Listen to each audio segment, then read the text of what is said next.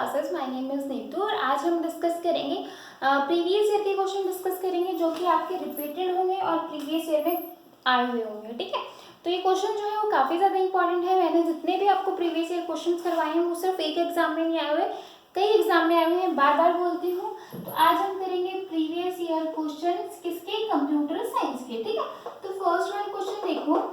अगर आपने मेरे चैनल को सब्सक्राइब नहीं किया तो प्लीज सब्सक्राइब कर लो, बेल आइकन पे प्रेस कर लो। ठीक है, तो फर्स्ट क्वेश्चन देखो कि ER model is expose.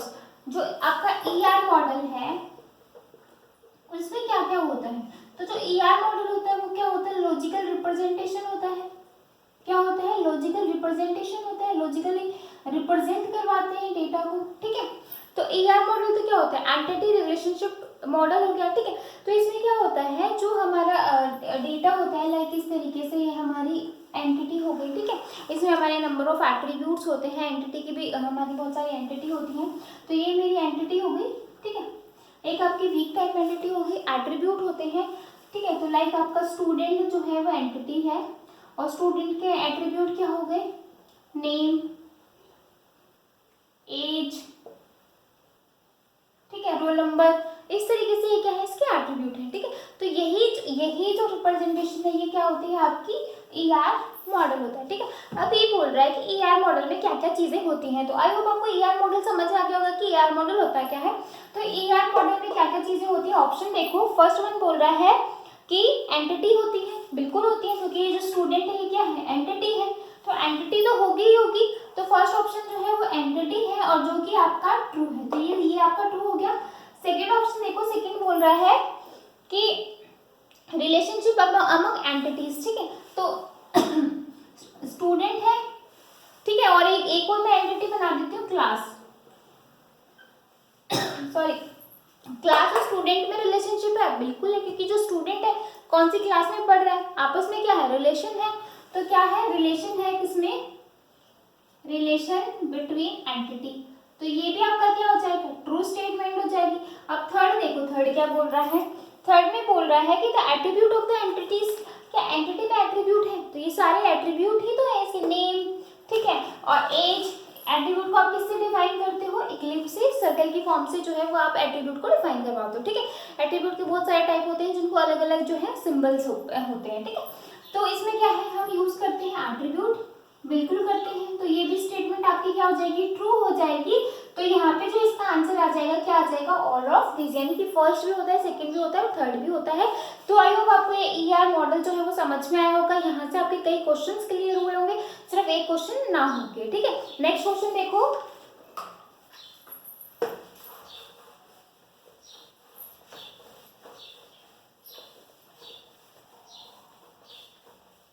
Next question बोल रहा है कि स्पेशलाइजेशन इज अ प्रोसेस। जो स्पेशलाइजेशन है, ये भी डीबीएमएस का क्वेश्चन है।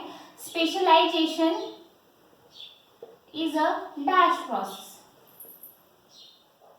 कौन सी प्रोसेस होती है, जो स्पेशलाइजेशन होती है वो हमारी कौन सी प्रोसेस होती है, टॉप डाउन। ठीक है, और एक होती है जर्नलाइजेशन। क्या होती है, जर्नलाइजेशन, वो प्रोसेस आपकी कौन सी होती है, बॉटम अप। ठीक है, तो दो तरीके की डीबीएमएस में होती है, जनरलाइजेशन और स्पेशलाइजेशन। स्पेशलाइजेशन जो होता है वो टॉप टू बॉटम होता है और जो जनरलाइजेशन होगी वो बॉटम टू टॉप होगी। ठीक है, नेक्स्ट क्वेश्चन देखो।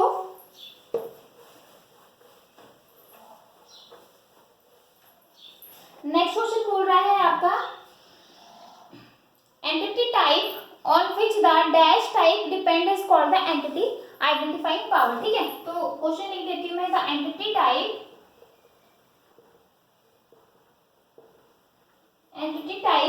on which dash type depend is called the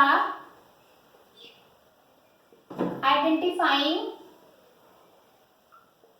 power। ऐसी कौन सी एंटिटी टाइप है जो क्या होती है, डिपेंडेंट होती है। तो जो आपकी वीक एंटिटी होती है वो क्या होती है, डिपेंडेंट होती है। ठीक है, क्या होगी, वीक एंटिटी जो होगी वो आपकी क्या होगी, डिपेंडेंट होगी। लाइक मैं एग्जांपल लूँ, ये आपका क्या है, आपने लोन ले रखा है और किससे कनेक्टेड है, ये कस्टमर से कनेक्टेड है। तो जो लोन है वो आपकी कौन सी टाइप रेक्टेंगल से डिनोट करवाते हैं वीक एंटिटी को, ठीक है। तो जो ये ये जो लोन है ये क्या है आपकी वीक एंटिटी है, किस पे डिपेंडेंट है, ये कस्टमर पे। अगर कस्टमर लोन ही नहीं लेगा तो क्या होगा, तो जो लोन है वो किस पे डिपेंडेंट है, आपका कस्टमर पे डिपेंडेंट है, ठीक है। तो ये जो लोन है आपका ये क्या है, आपकी वीक एंटिटी है, और वीक एंटिटी को आप किससे रिप्रेजेंट करवाते हो, डबल रेक्टेंगल से रिप्रेजेंट करवाते हैं। तो ये क्वेश्चन भी आ जाता है कि वीक एंटिटी को आप किससे रिप्रेजेंट करवाओगे, डबल रेक्टेंगल से। एक क्वेश्चन ये आता है कि क्या वीक एंटिटी में प्राइमरी की होती है, तो नहीं होती, ठीक है। तो इस तरह के क्वेश्चन जो है वो आपके एग्जाम में पूछे जाते हैं। आगे देखो, एक होती है स्ट्रॉन्ग एंटिटी, और ये जो होती है वीक एंटिटी वो टोटली डिपेंडेंट होती है, ठीक है। आगे देखो, completeness constraint has rule, completeness constraint क्या होते हैं, has rule। कंस्ट्रेंट वो होते हैं जो कि हम रूल्स वगैरह लगा देते हैं, कोई भी काम करते हैं उसमें क्या हमने कुछ रूल्स रेगुलेशन लगा दी कि हाँ जब इसको करेंगे तो इसमें हम ये चीज़ फॉलो नहीं करेंगे, ये चीज़ फॉलो कर सकते हैं, तो वो आपके कंस्ट्रेंट आ जाते हैं। तो ये बोल रहा है कि कंप्लीटनेस कंस्ट्रेंट हैज रूल, कौन से होते हैं, टोटल और पार्शियल स्पेशलाइजेशन। कौन कौन से होते हैं, टोटल स्पेशलाइजेशन और पार्शियल स्पेशलाइजेशन, ठीक है। तो कौन कौन से हो गए, टोटल हो गए और पार्शियल हो गए, ठीक है। आगे देखो,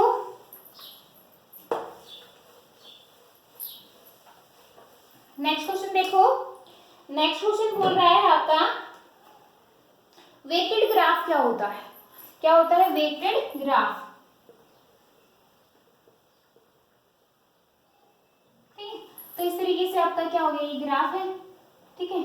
वेटेड का मतलब होता है कि उसको कुछ ना कुछ उसके ऊपर वेट हो, लाइक यहाँ पे 3 है, ये 4 है, ये 5 है, ये 6 है, ये क्या है, वेटेड ग्राफ, ठीक है। तो वेटेड ग्राफ हो जाएगा is a graph which number associated with arc, मतलब कुछ ना कुछ नंबर एसोसिएट करेगा आर्क के अंदर, तो वो आपका क्या हो जाएगा, वेटेड ग्राफ हो जाएगा, ठीक है। नेक्स्ट क्वेश्चन देखो,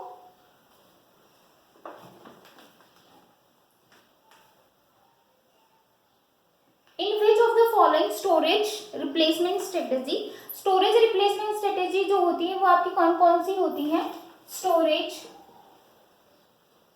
रिप्लेसमेंट स्ट्रेटेजी, ठीक है। फर्स्ट वन होती है आपकी वर्स्ट फिट, सेकेंड होती है आपकी फर्स्ट फिट, और थर्ड होती है आपकी बेस्ट फिट, ठीक है। तो इसको मैं थोड़ा सा एक्सप्लेन कर देती हूँ। जो आपकी वर्स्ट फिट होती है वो क्या करती है, लाइक आपके पास इतनी सारी मांग रही है, ठीक है। ये है आपकी 100 KB, ठीक है, ये है आपकी 600, ये है आपकी 400, ठीक है। और आपके पास वैल्यू क्या क्या है, 50, 500, ठीक है, और यहाँ पे 20 लगा लो, ठीक है। तो वर्स्ट फिट क्या कहता है कि जो पहले जैसे 50 आया तो ये क्या करेगा, जो यहाँ पे सबसे बड़ा ब्लॉक है, यहाँ पे सबसे बड़ा ब्लॉक क्या है, 600, तो ये क्या करेगा, 50 को किसको दे देगा, 600 को, किसको दे देगा, 600 को दे देगा, क्योंकि यहाँ पे जो सबसे बड़ा होल होता है उसको हम प्रोवाइड करते हैं वर्स्ट केस में, कि हम जो हमारा पहला है उसको हम सबसे बड़ा होल देंगे, ठीक है। तो हमने 50 को किसको एलोकेट करवा दिया, 600 को, तो ठीक है, जो सबसे बड़ा होल करता है वो आपका क्या होगा, यहाँ पे वर्स्ट फिट होगा। तो क्वेश्चन में क्या पूछा था, क्वेश्चन में पूछा था कि place in largest available hole, तो लार्जेस्ट अवेलेबल होल जो है वो कौन से केस में प्रोवाइड करवाते हैं, वर्स्ट फिट में, कि सबसे पहले चाहे मेरे पास छोटी वैल्यू हो चाहे बड़ी वैल्यू हो, मैं क्या करूंगी, सबसे पहले उसको कौन सा प्रोवाइड करवा दूंगी, जो सबसे बड़ा सबसे लार्जेस्ट होल जो मेरे पास है वो मैं किसे दे दूंगी, 50 को दे दूंगी, ठीक है। तो ये तो है आपका फर्स्ट केस में देखो, फर्स्ट में क्या करेगा, जो 50 आया तो वो सबसे पहले हमारे पास क्या है, 100, जो पहले आया वो उसको पहले वाले को प्रोवाइड कर देगा, तो ये आपका फर्स्ट हो गया, ठीक है। और लास्ट है आपका बेस्ट फिट। बेस्ट फिट क्या करेगा, वो चेक करेगा कि जो 50 है उसके साइज का मेरे पास कौन सा डेटा बड़ा है, ठीक है। लाइक 50 है, 50 का 100 KB, 600 और 400, तो इसमें सबसे प्रोपराइट इसके पास क्या है, 100, तो ये क्या करेगा, 50 को किसको प्रोवाइड करवा देगा, 100 kb को। तो बेस्ट जो है वो चूज करता है कि मतलब मैं इसके अकॉर्डिंग इसमें जो सबसे बेस्ट है मेरे पास उसको दूं, ठीक है। वर्स्ट क्या करेगा, सबसे जो लार्जेस्ट होल है उसके पास सबसे पहले वो प्रोवाइड कर देगा, और फर्स्ट क्या करेगा, जो पहले आया उसको वो पहले प्रोवाइड कर देगा, ठीक है। तो क्वेश्चन में यही पूछा था कि जो लार्जेस्ट होल है वो हम किस में प्रोवाइड करवाते हैं, वर्स्ट फिट में करवाते हैं। तो यहाँ पे इसका आंसर क्या आ जाएगा, वर्स्ट। अगर ये बोले कि हम चेक करके इसको करेंगे तो आपका बेस्ट हो जाएगा, फर्स्ट जो पहले आएगा वो पहले देगा, वो आपका क्या हो जाएगा, सॉरी फर्स्ट फिट, ठीक है। आगे देखो,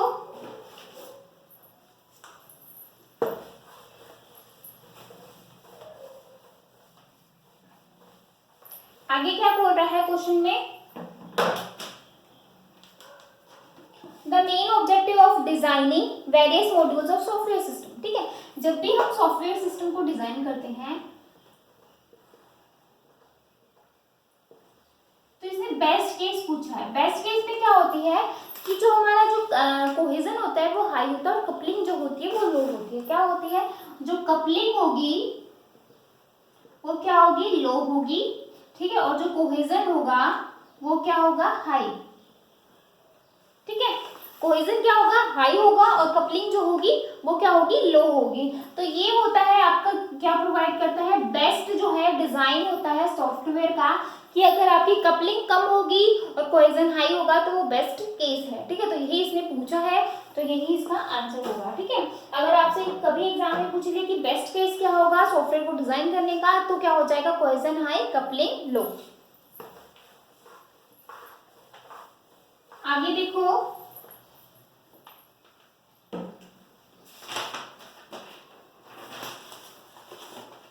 आगे बोल रहा है reliability of software is dependent on, जो रिलायबिलिटी है सॉफ्टवेयर की, reliability of software is dependent, जो रिलायबिलिटी है सॉफ्टवेयर की वो किस पे डिपेंडेंट करती है, वो नंबर ऑफ एरर्स पे डिपेंड करेगी। किस पे करेगी, नंबर ऑफ एरर्स पे, number of errors at present in a software, कि कितनी नंबर ऑफ एरर जो है वो प्रेजेंट है आपके सॉफ्टवेयर में, वो क्या बताती है, रिलायबिलिटी बताती है सॉफ्टवेयर की, कि जितनी कम होंगी ऑब्वियसली जो हमारा सॉफ्टवेयर है उतना ज्यादा रिलायबल होगा, ठीक है। नेक्स्ट क्वेश्चन देखो, नेक्स्ट क्या बोल रहा है, data warehouse is always, जो आपका डेटा वेयर हाउस है वो हमेशा क्या होता है, data warehouse is always subject oriented, data warehouse क्या होता है, सब्जेक्ट ओरिएंटेड होता है, ठीक है। नेक्स्ट क्वेश्चन देखो, नेक्स्ट क्वेश्चन में क्या बोल रहा है कि data mining can be used, mining का मतलब होता है खोज करना, मतलब कुछ ना कुछ ढूंढना, तो ठीक है, डेटा माइनिंग का क्या मतलब होगा आपका, रिसर्च करना, डेटा माइनिंग क्या हो जाएगी, रिसर्च, क्योंकि डेटा माइनिंग का मतलब होता है, माइनिंग का मतलब होता है कुछ ना कुछ ढूंढना, कुछ ना कुछ सर्च करना। तो डेटा माइनिंग इसने बोला है कैन बी यूज्ड, किस लिए यूज करवाते हैं, रिसर्च के पर्पज से यूज करवाते हैं। तो यहाँ पे इसका आंसर क्या हो जाएगा, रिसर्च, ठीक है। आगे देखो, function point metric is, software engineering का क्वेश्चन है, जो एफबी होती है, फंक्शन पॉइंट होते हैं, वो सॉफ्टवेयर इंजीनियरिंग में हम क्यों यूज करते हैं वो देख लेते हैं। Function point metric, function point metric जिसको आप क्या कहोगे, एफ पी भी कहते हो, ठीक है। इसको आप क्यों यूज करते हो, जो आपकी कॉम्प्लेक्सिटी होती है क्या होगी, जो आपकी सॉफ्टवेयर की कॉम्प्लेक्सिटी होती है उसको कैलकुलेट करने के लिए यूज करते हैं, कैलकुलेटेड सॉफ्टवेयर कॉम्प्लेक्सिटी, ठीक है। फंक्शन पॉइंट क्यों यूज करते हैं, जो आपकी सॉफ्टवेयर की कॉम्प्लेक्सिटी होती है उसको कैलकुलेट करने के लिए यूज करते हैं। तो आई होप आपका आज के ये क्वेश्चन समझ में आए होंगे, इंपॉर्टेंट क्वेश्चन है, आप लोगों ने भी देखे, क्योंकि ये कई बार एग्जाम में आ चुके हैं, सिर्फ एक बार नहीं आए हैं, बार बार बोलती हूँ, हर बार यही कहती हूँ कि ये रिपीटेड क्वेश्चन है, इनको इतना इसमें मत लीजिएगा कि तो ऐसे ही है। ठीक है। बहुत चूज कर करके क्वेश्चन लेके आई हूँ, हर जगह से ढूंढ ढूंढ के कि हाँ ये क्वेश्चन भी आया हुआ है, ये क्वेश्चन भी आया हुआ है, तब मैं आपको वीडियो प्रोवाइड करती हूँ। ऐसे ही किसी भी क्वेश्चन पे आपको वीडियो नहीं देती हूँ, ठीक है। तो बार बार बोलती हूँ, प्रीवियस ईयर के साथ प्लस रिपीटेड क्वेश्चन है, और जितने ज्यादा रिपीटेड क्वेश्चन करोगे वो आपके लिए ज्यादा हेल्पफुल रहेंगे, ठीक है, आपको एग्जाम को क्रैक करने के लिए। तो अगर आपको कोई भी डाउट है, सिर्फ इसमें नहीं, जितने भी मैंने आपको क्लासेस दी हैं उनमें कहीं पे भी डाउट है तो आप मुझसे कमेंट करके पूछ सकते हो। तो फिर मिलेंगे नेक्स्ट वीडियो में, तब तक के लिए बाय एंड थैंक यू।